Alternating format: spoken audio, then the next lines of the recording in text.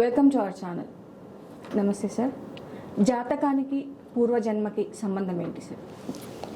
శ్రీ గురుభ్యో నమః. ఓం నమో నారాయణి. జననీ జన్మ సౌఖ్యానాం కులని వంశవర్ధని అన్నారు. పూర్వజన్మలు అని ఉన్నాయా లేవా అనేటువంటిది అదొక పరిశోధనాత్మకమైనటువంటి అంశం.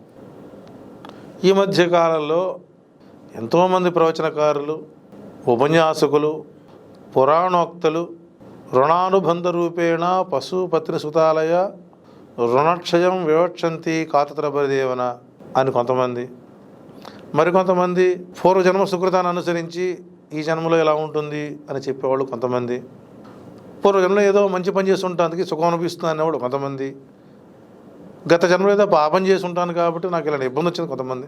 అంటే తరచుగా ఏదో ఒక సమయంలో కష్టం వచ్చినప్పుడు, సుఖం వచ్చినప్పుడు మనం పూర్వజన్మల గురించి ప్రస్తావిస్తూ ఉండడం ఒక పరిపాటిగా మారింది. ఇలాంటి నేపథ్యంలో అసలు ఈ జన్మలేంటి, అసలు జన్మలు ఉన్నాయా, ఉంటే అవి తెలుసుకోవడం ఎలా అనేటువంటి ప్రయత్నాలు చేసిన వాళ్ళు చాలా అరుదుగా ఉంటారు. ఏదో పదం బాగుంది, నోటికి ఇంపుగా ఉంది, చెవికి కంపుగా ఉంది అనేయాలి. మీరు పూర్వజన్మ చేసిన పాపాలకి ఈ జన్మలో కర్మ అనుభవిస్తున్నారా అనేస్తాడు. ఏ పూర్వజన్మలో ఏ పాపాలు చేసామండి అంటే దాన్ని ఆలోచించి మాట్లాడాలి అంటారు. ఆ చెప్పానికి ఆ కర్మ అంటే వీడి కర్మ వీడికే తెలియదు. పూర్వజన్మ కర్మలని తల్లి గర్భములో ఉండగా 6వ మాసంలో బ్రహ్మ చెబుతాడు. అదే జన్మలో ఇలా పుట్టావు, ఇలా పెరిగావు, ఇలా చదువుకున్నావు, ఈ పని చేసావు, ఈ కర్మ అనుసరించి నీవు ఇక్కడ కర్మలు చేసావు కాబట్టి మరలా జన్మ ఎత్తి ఈ కర్మలను ఎక్కువ ఫలితాలు అనుభవించి కొత్త కర్మలు చేయకుండా తిరిగిరా అని పంపిస్తాడు. తల్లి గర్భములో నుంచి పేగు విడిపడినప్పటి నుంచి ఆ పుట్టినటువంటి శిశువుకి పూర్వజన్మ జ్ఞానం మర్చిపోతాడు. గర్భములో ఉండగా వింటాడు, అన్ని హామీలు ఇస్తారు, ఓకే అలాగే గుడ్ బై బై బై అంటాడు. బయటకు వచ్చిన తర్వాత తల్లి గర్భంలో నుంచి పేగు విడిపడిన తర్వాత ఆ జాతకుడికి పూర్వజన్మ జ్ఞానం నశిస్తుంది. ఆ నశించినటువంటి ఆ జ్ఞానాన్ని వదిలివేసి కొత్త ప్రపంచంలోనికి వచ్చి కొత్త జీవన ప్రయాణం మొదలు పెడతాడు. ఆ ప్రయాణంలో వచ్చే ఒడిదుడుకులు, లాభ నష్టాలు, కష్టసుఖాలు అనుభవిస్తూ అప్పుడప్పుడు పూర్వజన్మలో, నా పూర్వజన్మలో, నా గత జన్మలో అనే పదాలు వాడుతూ ఉంటారు. ఆ పదాలను మా జ్యోతిష ఉన్మాదులు బాగా అలవాటు చేసుకున్నారు. పూర్వజన్మలో పాపాలు తొలగిపోవాలంటే నట్టింట్లో నిప్పు పెట్టండి అంటారు. ఏమిటా పూర్వజన్మలు ఏంటి అంటే ఆయన జన్మ ఆయనకే అర్థం కాదు, ఆయన కర్మ ఆయనకి అర్థం కాదు. కాబట్టి జన్మలనే ఉన్నాయి, కర్మ అనేటువంటిది క్రియకు అనుసంధానమై ఉంటుంది. మనం చేసేటువంటి పనే మన కర్మకు కారణం అవుతుంది.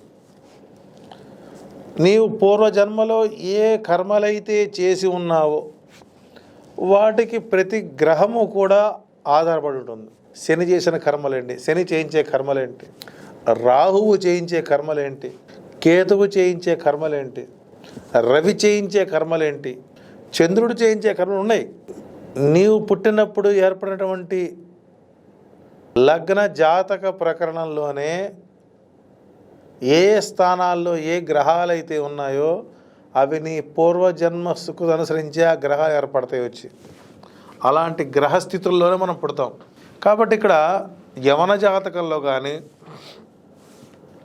జ్యోతిష్యార్థ దీపికలో కానీ, డెత్ ఆఫ్ బుక్లో కానీ, కొన్ని అధునాతన జ్యోతిష్య గ్రంథాల్లో పూర్వజన్మల్ని ఎలా తెలుసుకోవచ్చు, ఈ జన్మలో వాటిని ఎలా తొలగించుకోవచ్చు అనేది సవిస్తరంగా కొన్ని మహత్ గ్రంథాల్లో ఇచ్చి ఉన్నారు.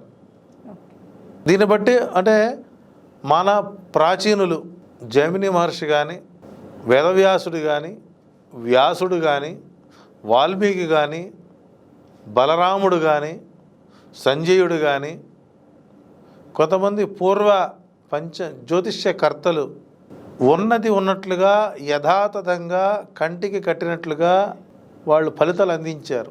వాటిని అనుసరించి వచ్చేటువంటి ఉత్తర కాలామృతం కానీ పూర్వకాలామృతం కానీ మాయా మాండవీయం అనేటువంటి ఒక జ్యోతిష గ్రంథంలో ఎలాంటి అద్భుతమైనటువంటి ఫలితాలు ఇచ్చారో చూడవచ్చు.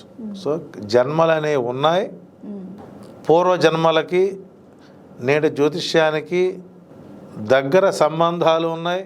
కానీ పూర్వ జన్మలు తెలియనటువంటి ఉన్మాదుల మాటలు విని ఓహో పూర్వజన్మలు అదేనేమో అన్న నిర్ధారణ మాత్రం రాకండి. ఒకసారి మీ పూర్వజన్మలు చెప్పినప్పుడు ఆ చెప్పైన పూర్వజన్మ అంటే చెప్పమానండి, వస్తుంది గొర్రె. కాబట్టి ఇక్కడ జన్మలు జ్యోతిష్యానికి చాలా చాలా చాలా చాలా దగ్గర సంబంధం ఉంది.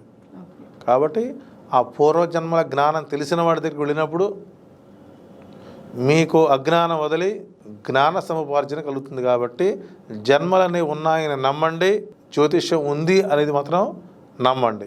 శుభం.